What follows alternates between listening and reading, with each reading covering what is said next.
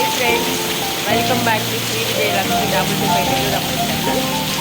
ఇక్కడైతే నెల్లూరు చాలా పెద్ద వర్షం వస్తుందండి. చూడండి, అసలు బయటికి కూడా వెళ్ళలేకపోతున్నాము.